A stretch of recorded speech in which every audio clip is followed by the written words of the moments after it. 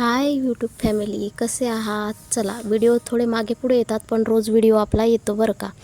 तर जे चहा लवर आहेत ना, त्यांच्यासाठी मी आज स्पेशल गुळाचा चहा कसा बनवायचा ते सांगणार आहे.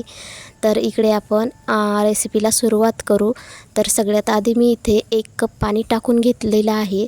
त्यामध्ये आपल्याला 2 चमचे पत्ती टाकायची आहे आणि थोडीशी वेलची पूड टाकायची आहे. आपल्याला इथे 2 कप चहा बनवायचा आहे, त्यामुळे 1 कप दूध, 1 कप पाणी, थोडीशी अद्रक टाकायची. अद्रक खिसून धुवून व्यवस्थित घ्यायची, जेणेकरून आपला चहा फाटणार नासणार नाही.